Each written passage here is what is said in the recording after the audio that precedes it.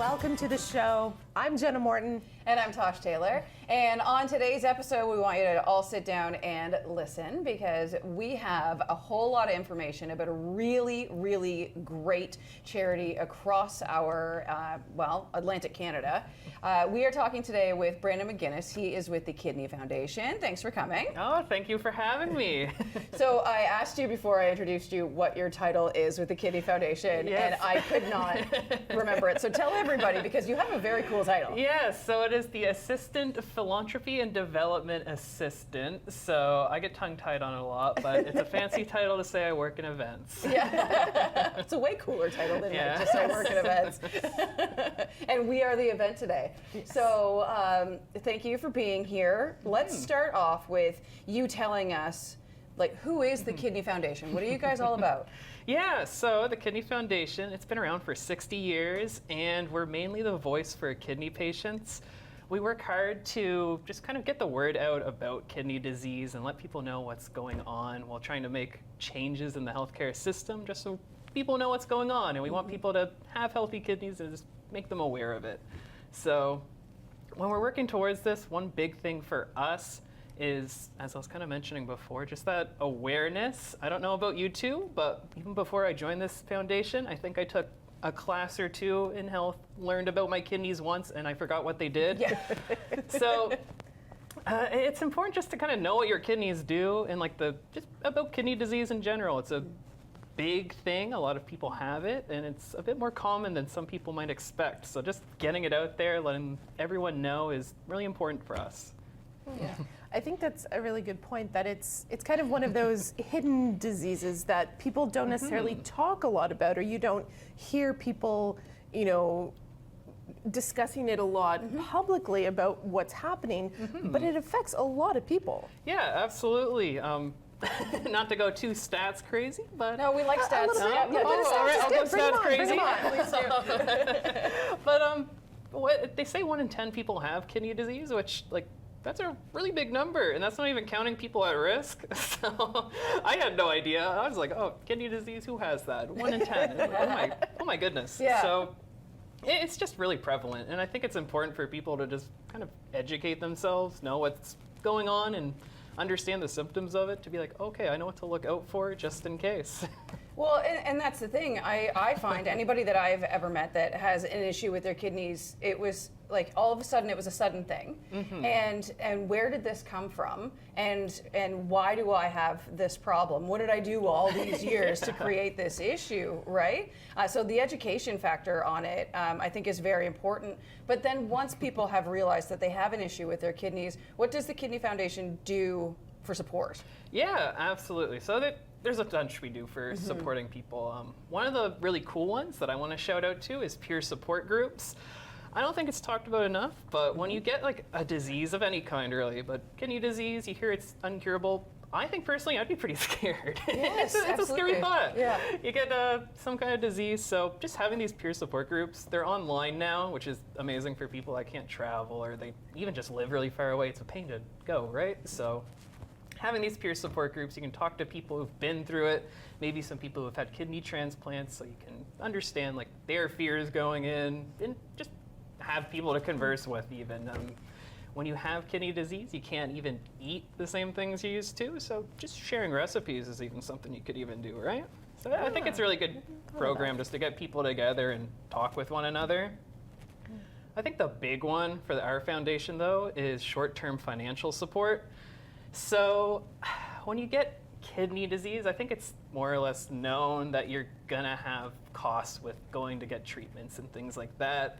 But there's so many little costs, like travel, if you're a dialysis unit, which is where you're going to get treated, is far away. You might have a long travel distance. We can help cover those costs. Maybe you can't drive back the same day and you need to get a hotel or something. That's another thing we can do. And even littler things like food costs, as we were saying, you can't eat the same things anymore. So trying to help with food and even dental. You can just reach out to us. We're happy to help people get that support they need, because when you're in that little financial crisis, when you have kidney disease, you often have to spend at least 13 hours a week or more getting treatment. And you don't exactly get to choose, like, oh, I'm going to spend all 13 on Saturday, Sunday. It's whenever. So it's hard to hold a full-time job, you know, being like, oh, about 13 hours of my week are gone each, you know, week. What are you going to do? Right, yeah. So, That's a lot. it's a lot. So just getting people out there and giving them that support they need is really helpful for them. And then just on some brighter news, we were talking a little bit before, but on kidney.ca, we got a whole slew of knowledge. You can find everything you want there. We were talking about recipes a bit. I think it's really cool that we have little posts just sharing our own recipes for people. Maybe I'm a foodie, but I think it's, Recipes are fun for everyone. I think it's cool. I think I'd be pretty devastated if I learned I couldn't eat my favorite foods anymore. Yeah. It's like, oh no, like here's some recipes at least to kind of ease that stress. And that's where you can also find out just information in general, like, oh no, these are the signs of kidney disease, or just learning about kidney health in general. Nobody's saying you have to have kidney disease to look at it. It's true. It's good to educate yourself, know what your kidneys do. I know I learned from the website, like I was saying before. I had no clue. You learn about a little bit in health class. It's good to know what to look out for with these things. So on that point, what are some of the symptoms or things that people might be thinking about now that we're talking about this a little bit more? Great. Okay, what should I be looking out for? What might make me come to the site, or you know, what can I do ahead of finding out from a doctor that I need assistance? Oh no, absolutely. So I will preface, I can't really give like, oh hey, this is what you need to look out for, because I'm not, you know, registered doctor. I can't be giving out No, it's not medical advice. Yeah, my little advice or anything. What I can say is that there's a couple things to look out for. Smoking, especially. You're at higher risk for kidney disease amongst, you know, everything else. It's just a classic with smoking. It keeps adding to the list, I say. Yeah. It's very true. Things that can go wrong. And I can say that there are certain communities at risk, and there are people that there's nothing you can really do. You're just kind of at risk of getting kidney disease. So say if you have diabetes, high blood pressure, or even if you just grew up and your kidneys didn't develop properly, you're at higher risk of kidney disease. It's unfortunate, but that's what we're here to try and educate and help with. Yeah, once that diagnosis hits, you guys have lots of resources. And I know it is one of those that it is kind of a hidden thing until it hits. You know, you talked about, you know, kidneys maybe not fully developing. That's not necessarily something you realize because it's internal in your body until it becomes an issue. I know my grandfather, we went through that with him, where he basically only had one kidney his whole life, but didn't really realize until later in life when it became an issue with his health. When it got tired and was like, I don't have a backup. I know, it's crazy to think about it. Personally, I knew nothing about this coming in, but now that I'm working at the foundation, you learn a lot about kidneys, just, you know, my job now, and like, oh my goodness, I didn't know that I had to be on the lookout. They're pretty powerful things, but at the same time, your body operates pretty decently with just one of them. So it's it does get a little tricky to know what's going on, I think. Yeah, absolutely. Okay, so Brandon, we talked that, you know, you work in the events section, and there has got to be some major fundraising that happens, right? Absolutely. So I think the big one for a lot of us is the Kidney Walk. So they're all across Canada. However, for New Brunswick, we got St. John, Moncton, and Fredericton. Those happen around end of summer, early fall, and it's just a great time for the community to really get together. We do like to fundraise at it, but nobody's saying that you have to come there and fundraise. It's just a good time to come show support. We have a lot of people come on, tell either their personal stories or just speak in general. So it's a really nice time to kind of get everybody together for that. As the name implies, we go on a big walk together to, you know, rally and show our support. So it's great in that way. I just think it's a good time to get everybody together and just kind of talk. It's nice to see your own community face to face. And of course, some people really do love the fundraising, and we're very happy to hear about that. So it's a great time for them to get together too and show off their fundraising efforts and their support for the kidney community. So I'm really happy with all that. I assume when it comes to the fundraising, and we talked earlier about there being like the short-term financial assistance, what other things do your fundraising efforts fund? Yeah, absolutely. Car travel, I suppose we talked about that as well, but yeah, so there's good car travel and all of that.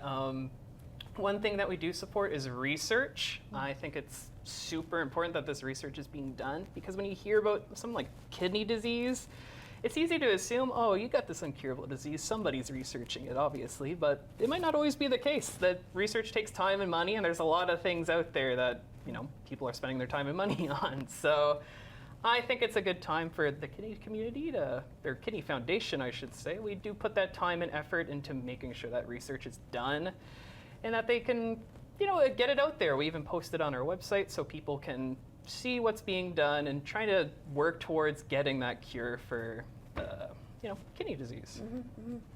And then what about, I was told something about unit partner outreach as well. What's that? Absolutely. So it sounds complicated, but basically,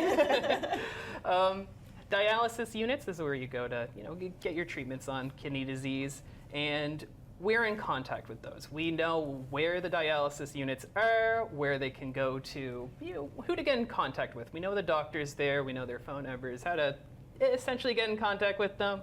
I think a big thing is if you have kidney disease, you're kind of told it, you might not know what direction to really go in. Maybe you are told, oh, hey, my dialysis unit's over here, but you're not too sure all this other information, or maybe you even just want to get in touch with the doctor beforehand.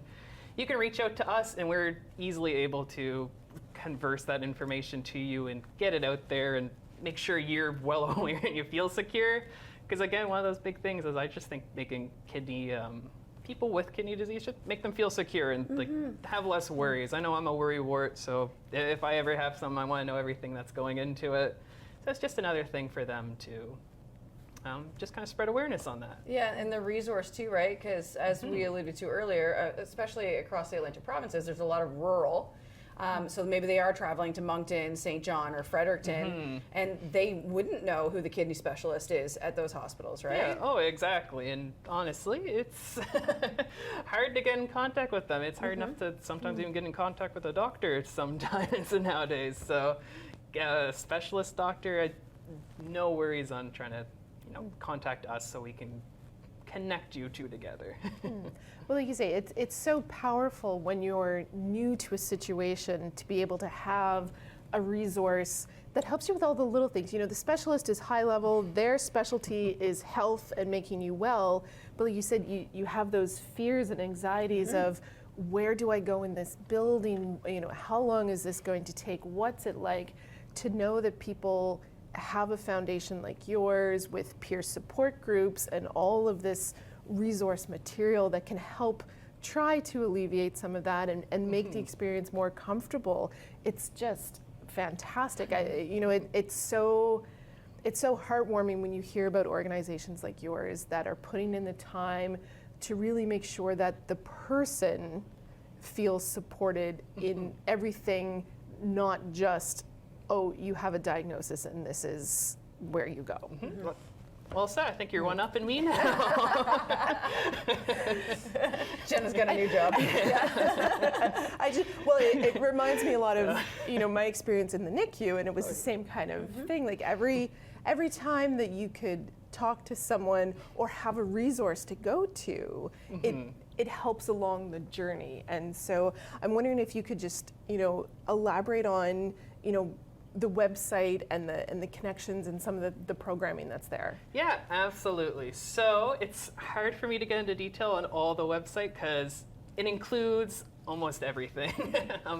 This is the best place to go for getting your information. Let's say, I don't even know where to start with what information because there's so much. It does. It sounds like a wealth of knowledge, really. That I don't know if that would be the first thing I would think of is to go there. So I do hope that the doctors in our region are educated enough to say, everything you need is on this website. Yeah.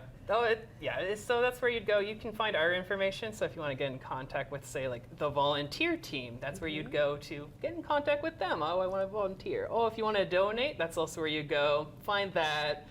You can find out what signs to look out for with kidney disease. You can find out what your kidneys do, our latest research, blog posts, fun events going on. We're going to have all of that just on kidney.ca, so it's the best place to go, really. Okay, perfect. Excellent. Can you learn more about Camp Latsawada there? You sure can. I'm glad you brought it up.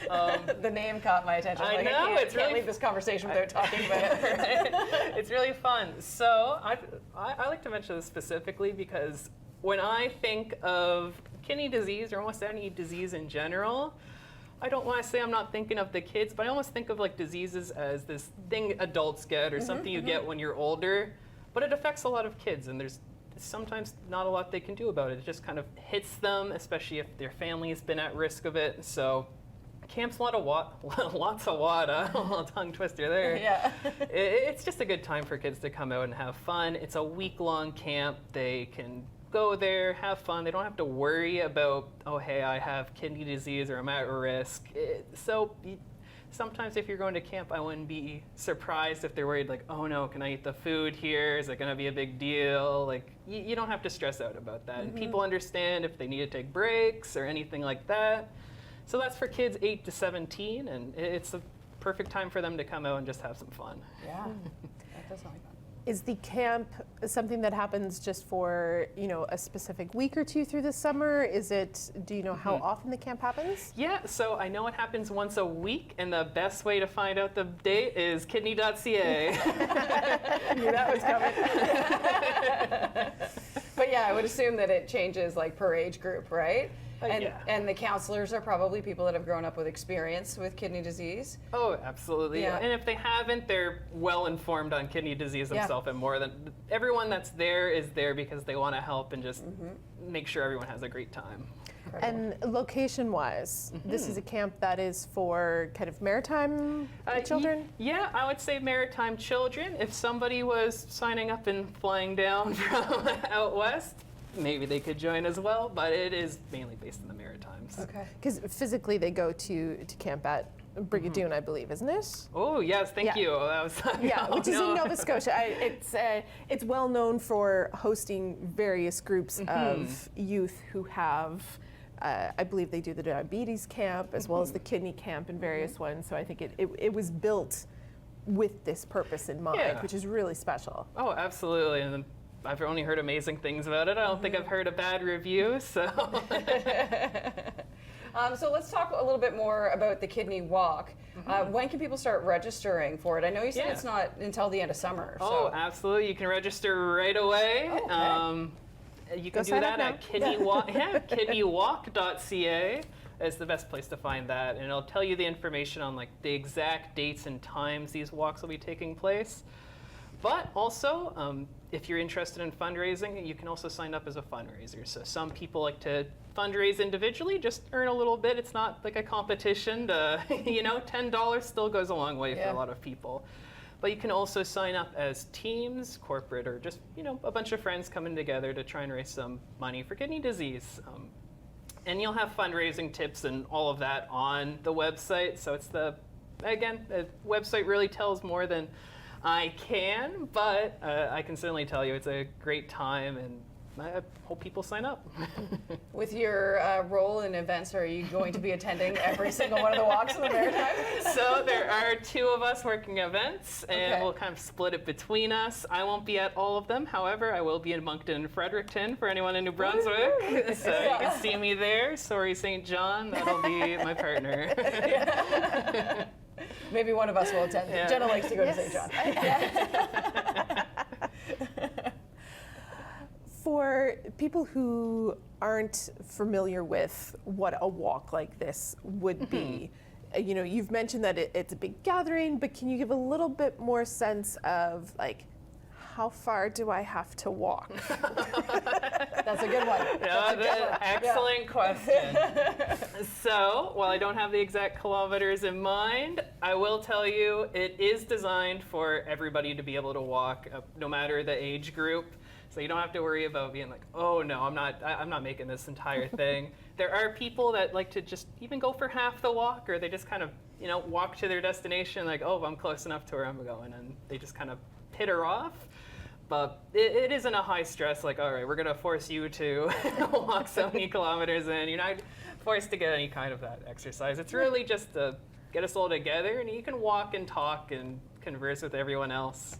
And it makes a statement too, seeing that wave of people. Yes. So, yeah. Oh, absolutely. It's when I know, at least for me, when I see a giant group of people, I need to know what's going on. Yeah. So I'm rushing over to be like, oh, hey, what's happening here? I can take part in this. But like you said, it's about that sense of community as well, of bringing everyone together, and again, kind of taking those online peer support groups you were talking about, a chance to be able to get together in person with some people, which is powerful. Yeah, absolutely. And I think a lot of people really prefer that face-to-face communication. I know I do as well, but understandably the virtual groups are great in their own right. But I like to come down and see how everyone's doing, and not everyone that's in those kind of peer support groups are going to be coming to these walks, right? It's more of a giant event for people to come on down, so some people bring their families, and again, just have a good time is the main part. Yeah, absolutely. So what if someone couldn't make the event, but they still wanted to make a donation to the Kidney Foundation? How do they do that? Yeah, absolutely. So if they want to make a donation, absolute best place, kidney.ca. I'm shouting it out a lot, but we love that website. It's where all my information is. That's where you'll find donation links, emails, who to get in contact with, phone number if you're not comfortable with email. You'll have all the resources there for that. Same with volunteering. So if you wanted to volunteer with us, exact same place. The website's designed to be as easy to navigate as possible. So you'll see donate, volunteer, you'll know where to go. And if you don't know where to go, there's going to be emails to get in contact so you can figure out. You mentioned volunteering. What kind of volunteer roles and opportunities do you have with the foundation? Yeah, absolutely. So there's a wide variety, to say the least. We like to get our volunteers to help us with these walks, so they can help with setting up. Some volunteers help us with reaching out to businesses. So let's say we're looking for donations for the walk, and they have some personal contacts. They can go around and kind of ask and see if anyone wants to help support the foundation. So they help us that way. But for the most part, it has to do with our events. So you'll be working with me, and I'll be trying to guide you along and get those walks set up. It's, I'm saying set up a lot, but there's a lot of setup to it. You got to set up the stage, tables, food, drinks, things like that. So it's not a high-stress volunteer role, but it is very helpful for us. If I had to do this all on my own, it'd be I'd have a lot more white hairs right now. Understandably so. So we have given the website a few times, but I want you to give it one more time as we wrap up the show today. And is there social media that people can follow along with as well? Absolutely. So one more time for the website, kidney.ca. And if you're interested in our walks, kidneywalk.ca. And we also are on Facebook, Instagram, X, I wanted to call it Twitter, but we all know it.